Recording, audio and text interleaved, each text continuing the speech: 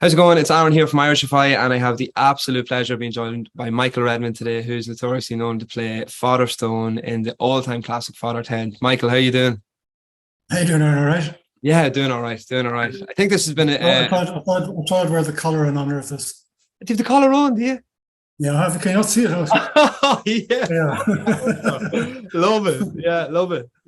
The only thing is, for an interview, I can't have you in Father Stone mode the whole way, or we'll get a bit Oh fit. no, no, that'd be an absolute disaster. No. I Perfect, tell you what, perfect. because I used to compare a gig in the stand in Glasgow every Sunday, and as a comper, you kind of have to be sort of cheerful and speak to the audience and that kind of thing. Yeah. Stand-up show, and it was after I come up after the show, and this woman come up to me and said, "Yeah, I really enjoyed the show, but I was hoping you'd be a bit more like Father Stone." Father Stone comparing a comedy gig would be a disaster. You know what? You know what? It might have worked. Just out. It might work for Short five word. minutes. Might Yeah. work for about 5 minutes, but then I think it'd be a bit boring, really. Yeah. No, it's a timeless character. It really is, and I think people still do a lot. Like, it's definitely not the most quotable character after, but the moments are definitely live on in a lot of any Yeah, Irish family that's grown up watching Father Ted. Definitely a standout character. yeah, But we definitely. we've been asking our followers online to line up some questions for you. So I have a few prepared here for you. Okay, Nothing too tough, but okay, right. I suppose, how did you start off? How did you land the role of Father Stone in Father I Ted? was because what I basically do is stand-up comedy, and I was doing stand-up in the London circuit at the time. I was doing a gig in the Bloomsbury Theatre. It was kind of an Irish comedy night with I know it was Ardal Hannon was in it, and I think Dylan Moran, and I think maybe somebody else. I can't remember. So I did the gig, but I think I was standing with Ardal in the foyer afterwards, and these two guys who I'd never met before just come up to me and said they're writing this sitcom about three priests on an island off the west of Ireland, and I thought, this sounds dreadful. Because I didn't know anything about it at the time. I just thought three priests on an island off the west. It sounded like some RTE thing would have been a disaster. Because I hadn't seen any script or anything. I didn't know who they were even. Mm. But they said to Ardal and myself that there might be parts for us. So I just said fine, and then didn't really hear any more about it. About 6 months later, I was called in for. It was kind of an audition, but I think they kind of decided on me beforehand, because I think Arthur knew somebody like that who kind of used to visit, some uncle who used to visit their family, I think, and for Christmas, and just sat there and never said anything. So, Perfect, perfect. yeah, so I think it was kind of an audition, but the producer Jeffrey Perkins was there as well at the time, and he wasn't sort of totally sure. But apparently, what convinced him was when one of the I think it was Graham read the line to me over. Where he's trying to get rid of me because there's a fire. And he sort of said, "So will you really go?" And I said, "Well, yeah, if there's a fire." So that's pretty what convinced Jeffrey Perkins that I could Yeah, do it. yeah. I don't know whether to take it as a compliment or an insult that they thought you were perfect for this type of character. Yeah, it's a bit of a mixture too, I suppose. Yeah. But I suppose the stand-up act was kind of back then. It was slightly similar to Father Stone. I used to just do one-liners and then stare at the audience for a few seconds. So it wasn't miles away from Father Stone. Fair, fair. Apart from the episode Entertaining Father Stone, what was your personal favorite episode of Father Ted across the years? It's very hard to pick one, but I suppose maybe if I had to pick one, probably My Lovely Horse. I think that's hilarious. Iconic, really is iconic. Yeah. It's, Uh, there are so many, but Christmassy Ted was great as well. They were all brilliant. I suppose my favorite scene is probably from "Are You Right There? Are You Right There, Ted?" Is from the racist stepfather. I think that was just it's just so funny. It's just such a quotable show too. That's the thing. Yeah, exactly. Yeah. I think I'd be the same. I think it'd be tough to try and think of I just don't one. think any of the episodes were tough episodes. They were all funny. There wasn't any one where you think, "Oh, that wasn't very good." They were all it was great. All had their moments. Yeah, they really did. So it is hard to pick really one out, but I think I'd probably go for My Lovely Horse. And kicking Bishop Brennan up the arse was also brilliant. It's just Everybody says that, so pick another one. yeah. And I suppose the follow-up question to that is: did you have any favorite people that you worked on set, or even Well, the characters? thing was, that you found? I was kind of mates with Dermot in Dublin. We kind of grew up only a couple of miles from each other. He was actually a friend of one of my younger brother, and we kind of got to meet because we were both sort of doing comedy. So I knew Dermot from Dublin for years before Father Ted. He had a television show, sort of once-off television show in Ireland on RTE, and I was in that as well. So we're kind of mates from Dublin. And I also knew Ardle from the stand-up circuit, Mm. because he'd come to London to do stand-up. So I kind of knew the two of them well, and so I suppose I got on well, better with Dermot and Ardle. I didn't really know Frank or Pauline that well, but I got on well with them, but they weren't kind of, I didn't know them as well as Dermot or Ardle. But I mean, I can only assume from being a fan looking on the outside in, it was a fun set to be on. Oh, it was great, yeah. But I mean, the only thing is that I was in the first series. I was only the second episode of the first series, so nobody had any idea how it was going to go. I mean, you don't know when you're filming something, you don't really know until it actually goes out on television whether people are going to laugh or not. The roll of the dice, yeah, I suppose it is a big roll. Yeah, so I think it was probably more fun in previous and sort of following on episodes because they already knew at that stage it was a huge success. But it wasn't tense or anything. It was still good fun. I mean, but nobody had an idea then of how successful the whole thing was going to be. You know? Yeah, and it's strange when you look back at it now. As you say, when you first heard the idea, you thought it was something crazy. But now, if anyone thought of Father Ted, they were thinking, "That's gold! Like, how has no one thought of this before?" Yeah, exactly. Yeah, no, that's why it's genius, I suppose, because nobody probably will again. You know. Yeah. But I remember. It wasn't long after I did the episode. I was still living in London. I saw a review of the first episode. I think it was in the Independent, not the Irish Independent, the English Independent. And this guy slated it. He said, "This, this is the worst sitcom I've ever seen, and no doubt it'll be taken off after the first 6 episodes." So I'm sure he's swallowing his words. Yeah, yes, eat them words now, definitely. Yeah, bold statement to make, but yeah, I can get it. Although it is tailored to probably more. Was it an Irish guy who wrote it, or was it? No, I think it's an English guy. Yeah.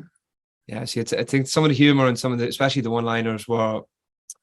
I think everyone always could relate to one of these characters being within their family. Yeah. This type of Irish character. I think overall English people got it. I mean, particularly in the north of England, they would probably got it more.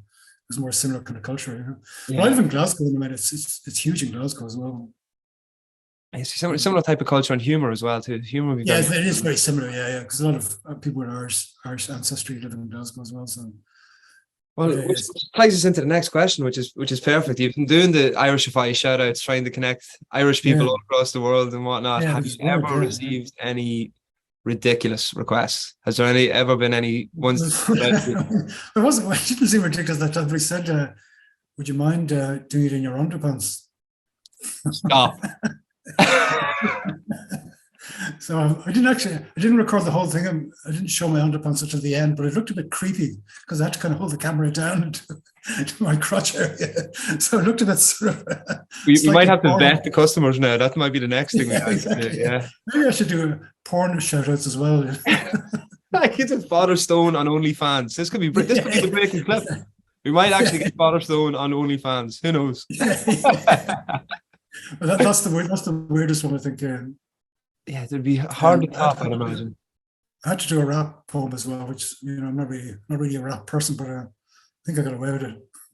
We might have to dig that one up. Father Stone rapping as well too. Michael, you're providing a lot of hidden gems here that we might be on. We might be onto something.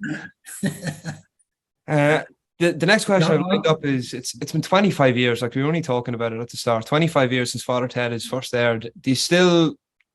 Like you said, Father Stone wasn't the most quotable character ever, but you still get a lot of fans approaching you saying some of the lines. Yeah, but not to the point kind of where I can't go into a pub and I don't get people crowding around. But occasionally, if I'm in a pub, you can kind of see people looking over now. Some people, not everybody, but somebody you recognize, but they're not so sure. Sometimes when people recognize, they're not sure immediately who you are. They think maybe did I go to school with him or did I used to work with him or then maybe it clicks in them where I was. But usually I don't get that many people coming up to me in the street or anything like that. But occasionally in a pub or restaurant, I might sort of, particularly if they've had a few drinks, they won't come up. If they're sober, they very rarely come up. But if they're say, would you mind giving me a selfie? And I don't mind at all. I mean, it's I don't mind the recognition at all. I mean, it's not like being unbearable where you can't go out in the street when you're going to be surrounded by people.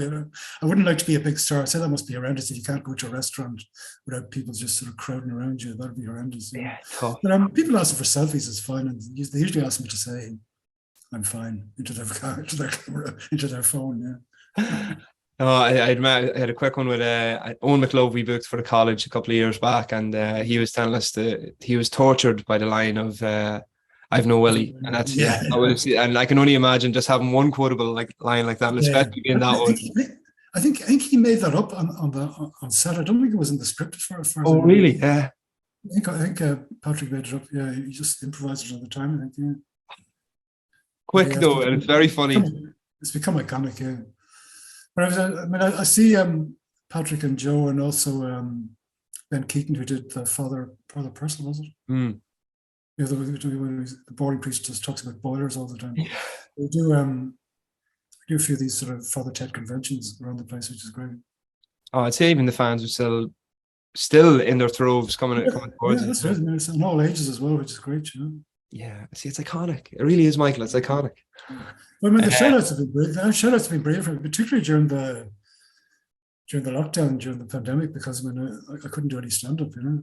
Oh, but everything's locked. Yeah, no, and I think a lot of people went back. I know for us there was there's a lot of requests, and even we had the Hardy Bucks guys. We did it recently with them, and they were saying the same thing. It was probably through the lockdown that a lot of people were diving back into maybe these older comedy shows from Ireland, and as we discussed, there's nothing here. There was also, I think, people because people couldn't go to weddings or they couldn't go to parties, so they were sending messages instead, kind of. So yeah, sending out requests to get you in your underpants and send the video. Exactly. When you're locked up in a house, where your mind goes. Exactly. Snap you. So you're based in Scotland now, yeah? Yeah, I've been here for about over 20 years. Yeah. I was in London before. I've actually lived in Ireland since the late 80s. Oh, don't show your age, Michael. Do not show your age. I was only four when I left. All right. So you went. So there's no. Is there anything that you obviously get home every so often and that? But is there you really miss? I suppose the thing I miss because the culture in Glasgow is very similar to Dublin, so I don't really miss that. I mean, I have two sisters and a brother, and a few sort of nieces and nephews, so I kind of miss not being around them more than I would be. But I do go back to Ireland. I mean, the flights are so cheap with a certain airline who I won't advertise for.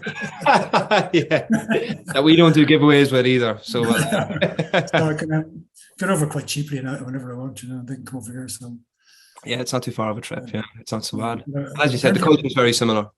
It is, yeah, and also apparently according to what the standard of living is over there, I wouldn't really quite miss that at the moment. I would not be running back too soon. No, definitely not. No. I think we're quite content with what we're doing. Purely for the love of the job, Irishify.com. I just have to give it a little plug. That's why we love staying in Ireland and working here. Yeah, exactly. Well, hopefully that gets some sort of plug of a raise. But no, it's the people are great in Ireland, but it's the cost of being here at the minute is just the thing that's. No, I believe it's just horrendous. Yeah, because my brothers and sisters tell me about it. Yeah, it's just unbelievable. So you have a book out too, don't you? Do you want to tell us a bit about that? Yeah, it was during lockdown because when I was still writing jokes and kind of stand-up routines, and but I couldn't use them anywhere, so I just decided I'd write a book called A Comedian in Lockdown. Just sort of, it was kind of in a diary form where I just sort of write down gags that I've sort of thought of, and I sort of made them, kind of adapted them so they look okay and print rather than just speaking them, you know. Yeah. And I put a few sort of mad photographs, selfies that I was taking at the time as well. So I just made a book of it. It's on. Can I plug it? Yeah, plug away. We'll links we'll put it in the bio. We'll do whatever needs to be. You can get it on Amazon.co.uk, and it's only $3.99. A bargain. Bargain, a steal. No, we'll put links all below. We'll put it in the caption. And, we'll give it a plug. Yeah. I know it's good to keep busy during. It was post lockdown you released that, was it? Oh, sorry. It was post lockdown. You wrote it. Yeah, it was post lockdown. Yeah, it was kind of. I can't remember when it was. I think it was October last year, I think. Yeah. No, definitely. We'll get the link up and we'll share that with everyone who's tuning into the interview. I suppose I've only one final question for you. That's one final question. So you do your shout outs of your book, of your stand up, the iconic role in Father Ted. So you've a big following. You have plenty of followers. So it's have you anything you want to say? No, you do. I promise you, we get bombarded by people onto the page asking for more content from you. So I'll be doing shout outs from the grave. No, have you anything to shout out to the followers, the fans, the ones over the years, or even the new ones that'll now buy the book? Just keep watching Father Ted. And I said to you at the start, I just can't believe how it's still popular after. Well, my episode was in 1994, which is 28 years ago now. So, keep watching it and keep asking for shout outs, and I buy my book. That's perfect. That's perfect delivery. Well, that's been Irishify and Michael Redmond, otherwise known as Father Stone. Michael, you're an absolute gentleman, man. I appreciate you taking the time to even Thank have you. a chat I really with us. appreciate that. It's good for you talking to you. Take care of I know, yourself. super fun, and hopefully this won't be the end of seeing Father Stone all across our socials, all across our YouTube channel. Yeah, So that'd be keep an eye out, brilliant. and yeah, keep supporting the great, hilarious work that Michael Redmond does. Thank you, Ed. Thank you, Thanks, mate. Irishify. Thank you so much. Bye.